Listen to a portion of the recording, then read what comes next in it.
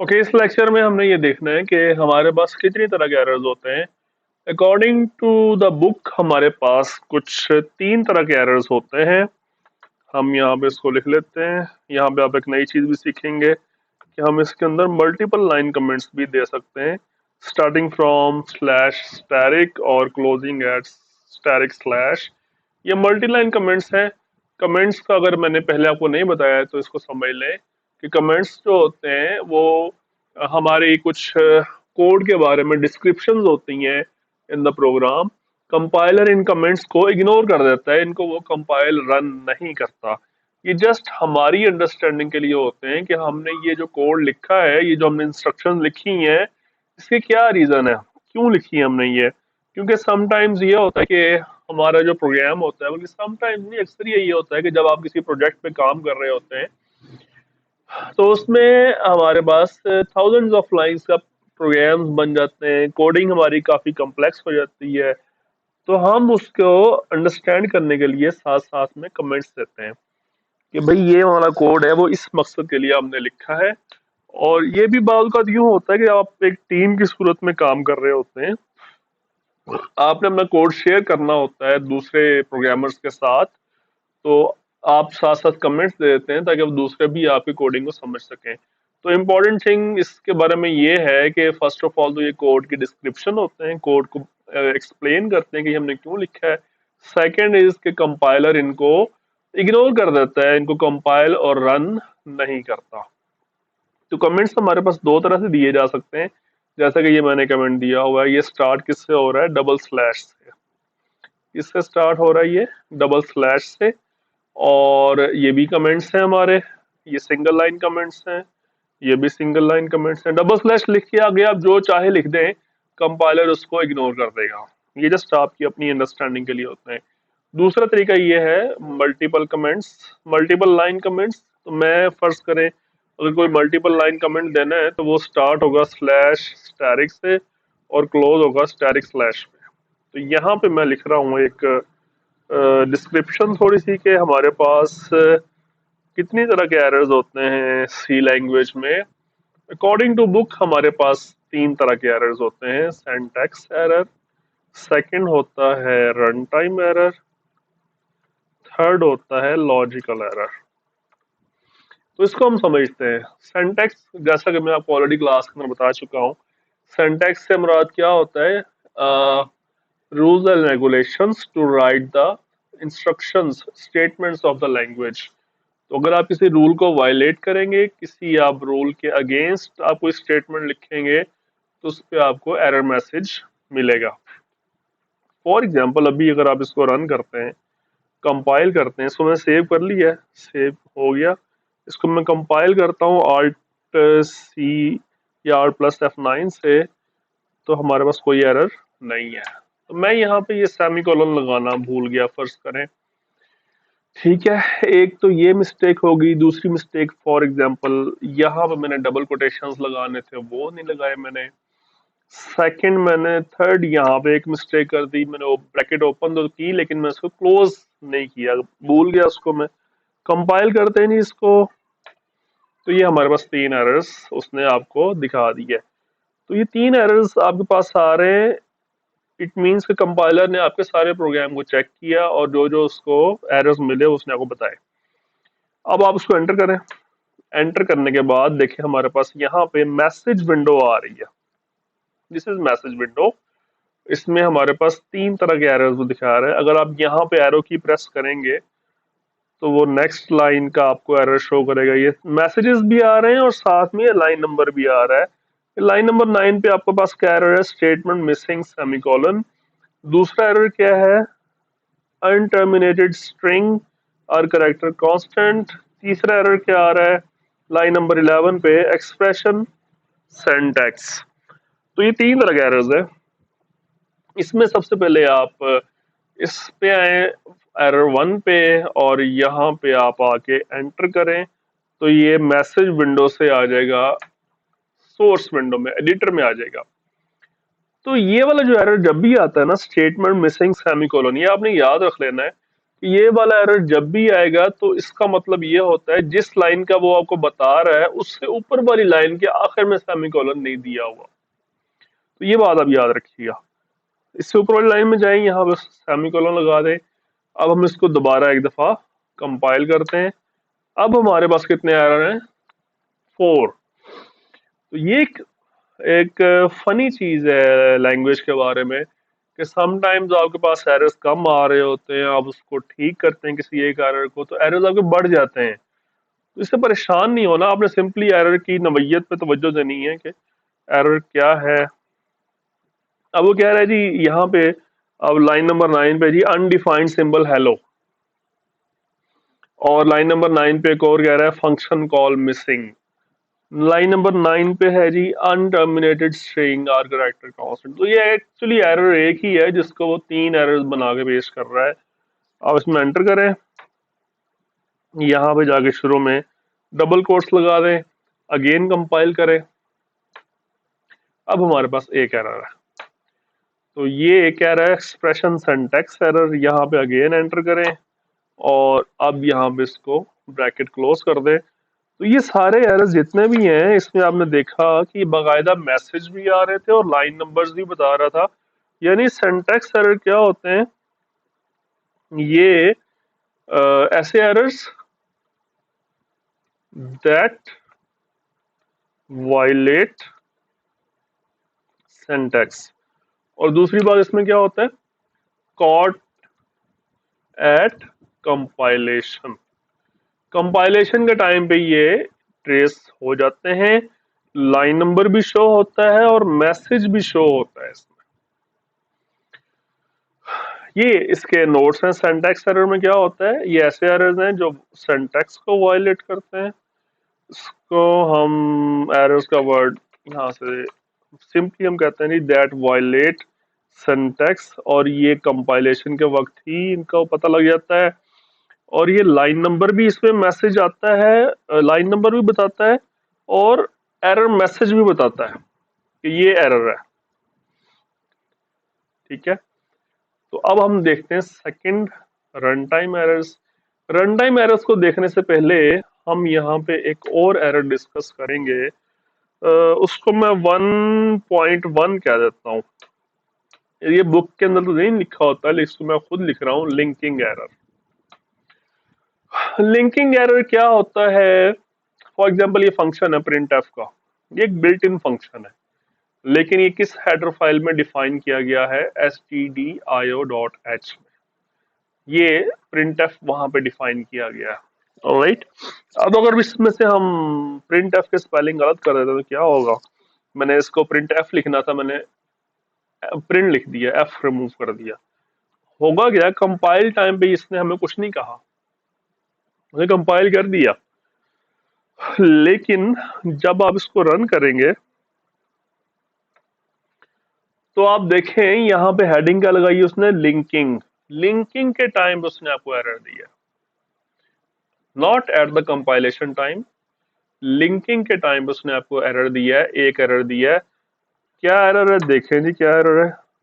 लिखा है जी कि लिंकर एरर। लिंकर आप जानते हैं, लिंकर एरर कब आता है? लिंकिंग का प्रोसेस कब होता है? जब कंपाइलेशन होने के बाद आपकी जो ऑब्जेक्ट फाइल है वो लाइब्रेरी फाइल्स के साथ अटैच हो रही होती है, तब ये एरर आता है।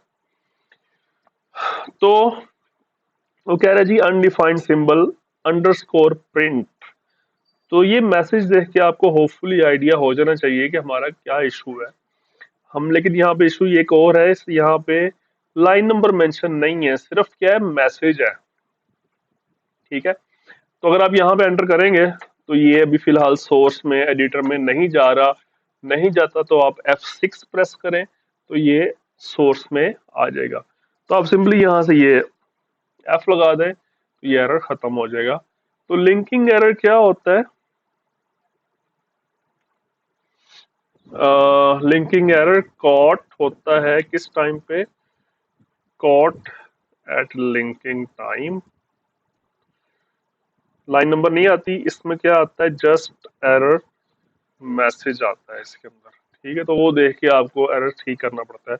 अब अगर आप इसको कंपाइल करते हैं तो ये कंपाइल भी हो गया, और रन करें तो ये रन भी हो गया। और लाइट ये हो गया लिंकिंग एरर। उसके बाद आगे हमारे पास क्या है, run time error. Run time error को समझने के लिए हम एक सिनेरियो बनाते हैं। हमारे पास फर्ज करेंगे तीन वेरिएबल्स हैं, एक्स है, वाई है और जी है। वेरिएबल्स क्या होते हैं, कैसे बनाए जाते हैं और क्यों बनाए जाते हैं, ये भी हम डिस्कस करेंगे आगे जाके। फिलहाल आप समझ लें कि हमारे पास तीन वेरिएबल्स हैं, एक्स, वाई और जी। तो इनको हम वैल्यूज देते हैं। एक्स की वैल्यू सपोज 50, वाई की वैल्यू सपोज 10, और जी में हमने क्या लिखा, एक्स डिवाइडेड। डिवाइड करने के लिए हम क्या सिंबल यूज करते हैं सी में, slash, forward slash x divide by y. और यहां पे हम एक प्रिंट एफ स्टेटमेंट लिखते हैं, answer is equal to percent F comma जी।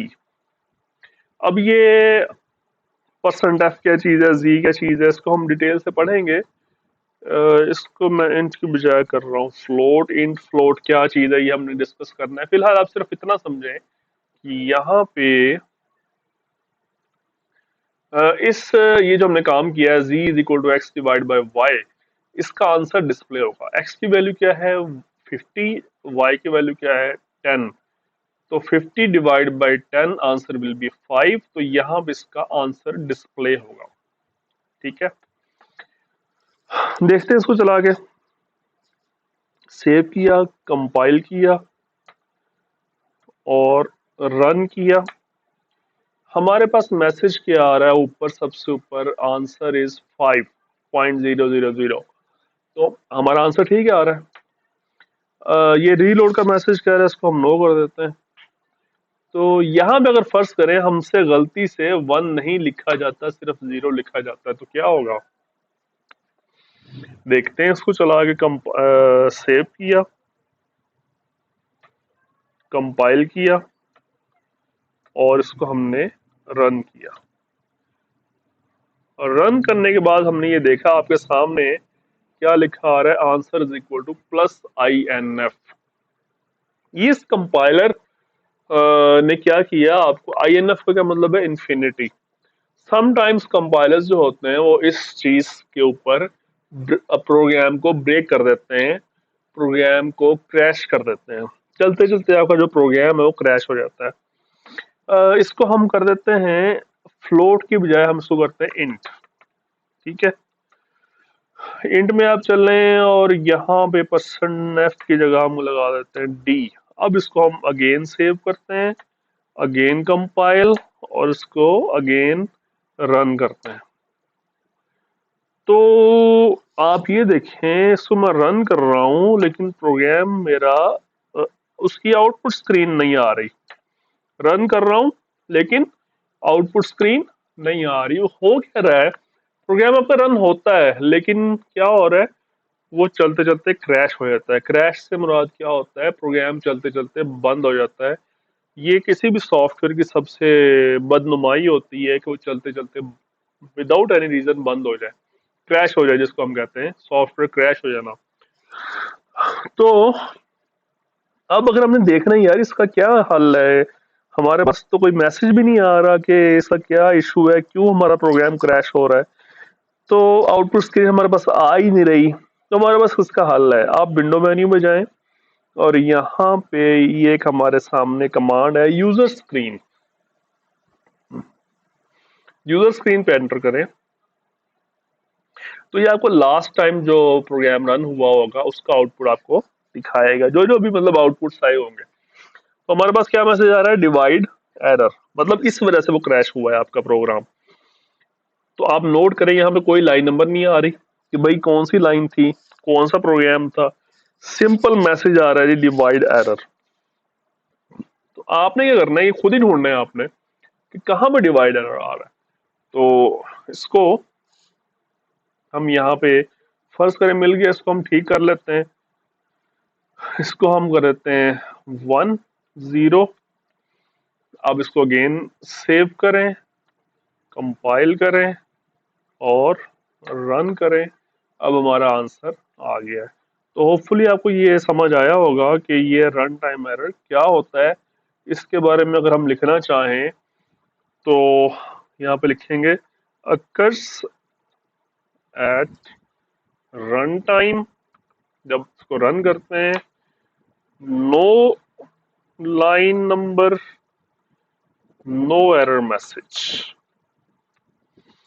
इसमें एरर मैसेज आता है, भाल इसमें एरर मैसेज आता है, लेकिन लाइन नंबर इसके अंदर नहीं होता। एरर मैसेज होता है, वो भी आप खुद जाकर देख सकते हैं। ओके स्टूडेंट्स, अब नेक्स्ट कौन सा है? Logical error. लॉजिकल एरर्स क्या होते हैं, इसको हम अलग से पढ़ेंगे, इसको डिटेल से देखेंगे। इसमें एक्चुअली एक और क्वेश्चन भी इन्वॉल्व हो जाता है जिसे हम कहते हैं डीबगिंग।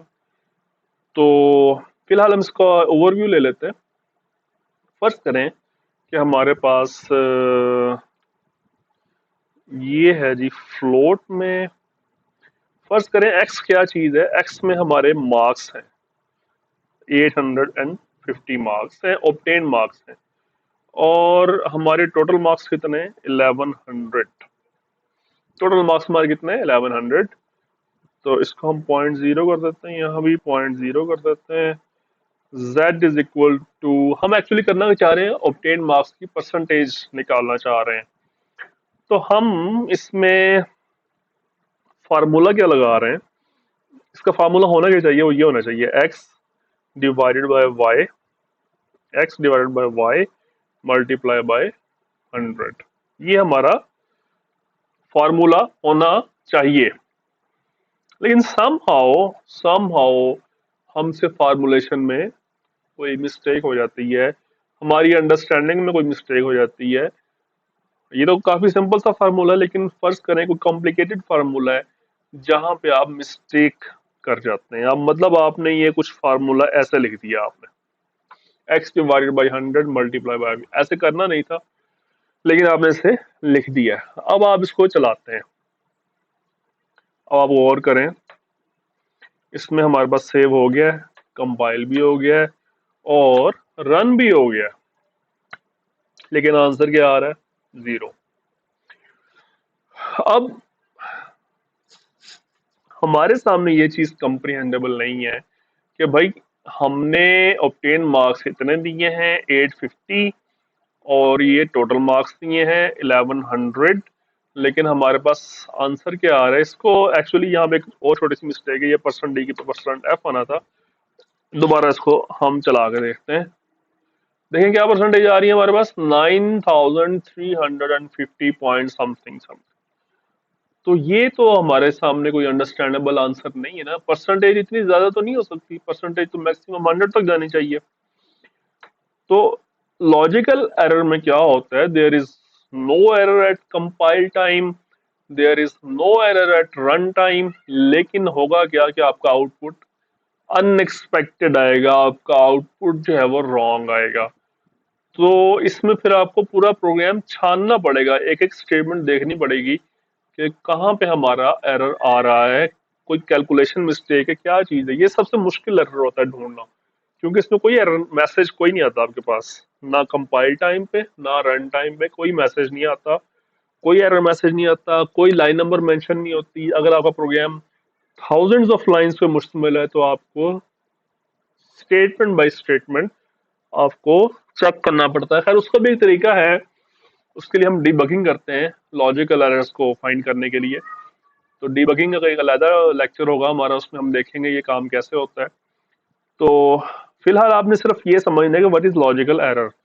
सो रन करते हैं तो आपका आउटपुट जो होता है वो आउटपुट ही गलत आ रहा है, आपका अनएक्सपेक्टेड आउटपुट आ रहा है। बाकी ठीक है सब कुछ, no compilation error, no run time error, output is wrong, जिसको हम ठीक करते हैं। इसमें हम कर देते हैं y मल्टीप्लाई बाय 100.0। अब आप इसको सेव करें, कंपाइल करें, रन करें। अब आपके पास परसेंटेज आ रही है 77.27। तो ये हमारे पास मुख्तलिफ एरर्स की टाइप्स हैं। होपफुली आपको ये चीज़ समझ आई होगी। इसके बारे में हमने यहाँ पे लिखते हैं नो कंपाइल और run time error but output is incorrect.